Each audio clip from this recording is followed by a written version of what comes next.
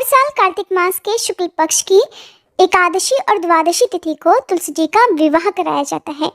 देवउठान एकादशी के दिन भी कुछ लोग तुलसी जी का विवाह करते हैं, लेकिन क्योंकि एकादशी के दिन तुलसी जी में जल अर्पित नहीं किया जाता है, तो ऐसे में अधिकतर लोग तुलसी जी का विवाह द्वादशी तिथि को ही करते हैं।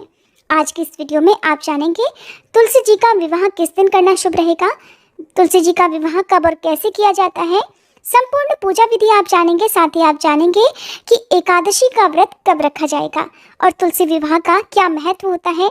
इस दिन तुलसी जी का विवाह कराने से किस पुण्य की प्राप्ति होती है।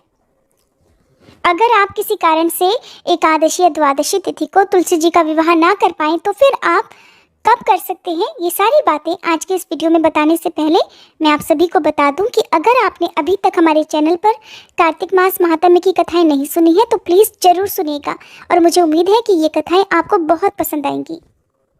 कार्तिक शुक्ल एकादशी से लेकर कार्तिक पूर्णिमा तक आप कभी भी तुलसी जी का विवाह कर सकते हैं, लेकिन सबसे ज़्यादा शुभ माना जाता है द्वादशी तिथि को।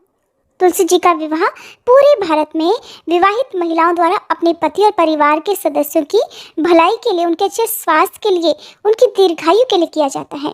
ऐसी मान्यता है कि तुलसी विवाह के दिन माँ तुलसी जी और भगवान शालिग्राम की पूजा करने से भक्तों की सभी मनोकामनाएं पूरी हो जाती हैं, उनके सारे सपने पूरे हो जाते हैं और वैवाहिक जीवन में सुख समृद्धि बनी रहती है।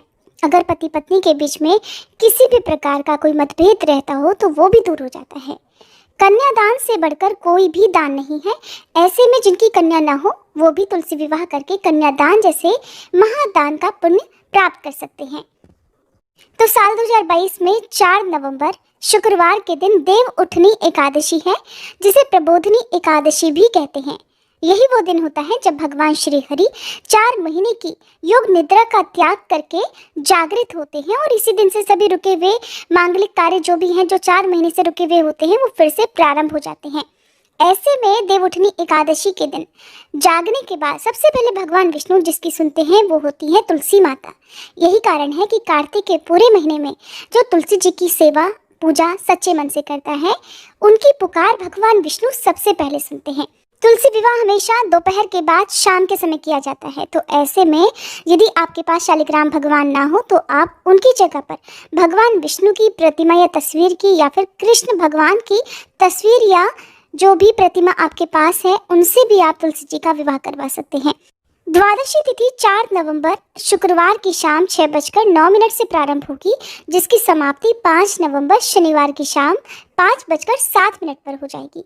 तो ऐसे में जो लोग भी द्वादशी तिथि को तुलसी जी का विवाह कराना चाहते हो वो शाम को 3 बजे के बाद से कभी भी कर सकते हैं। हालांकि एकादशी से लेकर कार्तिक पूर्णिमा तक आप कभी भी तुलसी जी का विवाह कर सकते हैं। ऐसा कोई दिन नहीं है जिस दिन आप तुलसी जी का विवाह इन दिनों ना कर पाएं। तुलसी जी का विवाह कराने वाले दंपतियों को यदि हो सके तो साथ में मिलकर उपवास रखना चाहिए, नहीं तो केवल महिलाएं भी इस दिन उपवास रख सकती हैं। अगर आप किसी कारण से उपवास नहीं रख पाते हो तो इस दिन आपको केवल शुद्ध सात्विक भोजन या फिर केवल फलाहार करके पहले तुलसी जी का विवाह कर लेना चाहिए, उसके बाद ही अन्न ग्रहण करना चाहिए। इस दिन महिलाओं को सुबह उठकर स्नान करके नए वस्त्र धारण करने चाहिए। अपने आसपास के लोगों को, अपने सगे संबंधियों को जिस प्रकार से विवाह का निमंत्रण दिया जाता है, अगर आप अपने घर में तुलसी जी का विवाह कराते हैं तो आप भी इसी प्रकार निमंत्रण दे सकते हैं।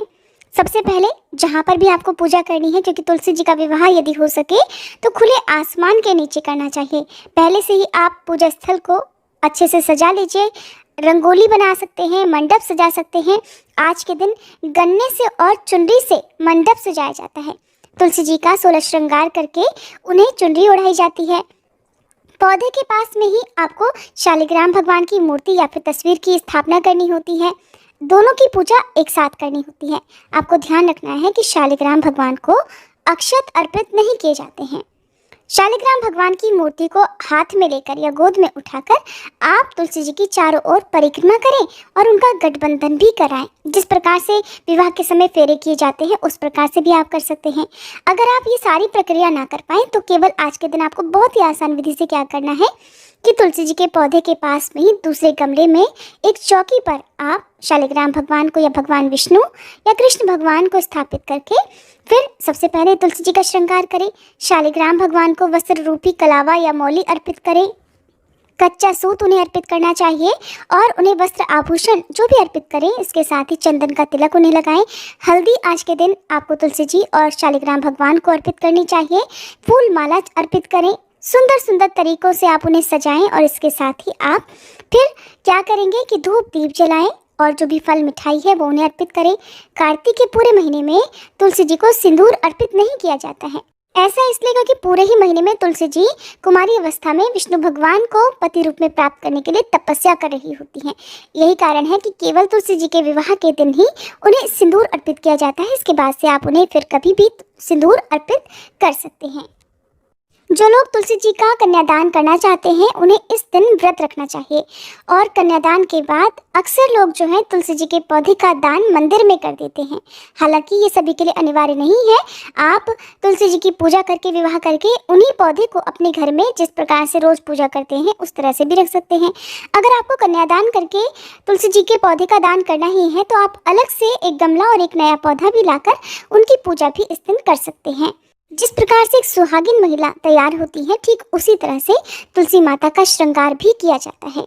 और आपको ध्यान रखना है, शालिग्राम भगवान को हाथ में लेकर, गोद में लेकर जो भी तुलसी जी की परिक्रमा करते हैं उन्हें 7 बार परिक्रमा करनी चाहिए। और ध्यान रखें कि शालिग्राम भगवान जी को या विष्णु भगवान या कृष्ण भगवान जी को घर का कोई पुरुष सदस्य ही अपने गोद में उठाकर उनकी परिक्रमा करे।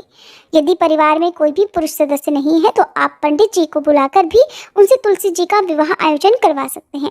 सबसे अंत में धूप दीप जलाकर तुलसी जी की आरती की जाती है। उन्हें खीर पूड़ी का भोग लगाया जाता है। विवाह के समय मंगल गीत भी गाने चाहिए तुलसी जी की आरती करके, और आपको चालीसा का पाठ भी करना चाहिए और तुलसी जी के विवाह की सुंदर कथा भी आपको पढ़नी और सुननी चाहिए। इसके बाद विवाह समारोह में सम्मिलित होने वाले जितने भी भक्त श्रद्धालु हैं उन सभी को प्रसाद रूप में कुछ न कुछ देकर भी उन्हें घर से विदा करना चाहिए। अगर संभव हो तो रात को जागरण करना चाहिए, नहीं तो जितनी देर भी हो सके उतनी देर तक आप जागकर भजन कीर्तन करें। इस प्रकार से तुलसी जी का विवाह करने से विष्णु भगवान जल्दी प्रसन्न हो जाते हैं और उनके साथ साथ माँ लक्ष्मी जी का आशीर्वाद भी घर पर बना रहता है। अगर आपका तुलसी जी के विवाह से संबंधित कोई भी प्रश्न हो तो आप कमेंट बॉक्स में पूछ सकते हैं। उम्मीद करती हूँ ये वीडियो आपको पसंद आई होगी।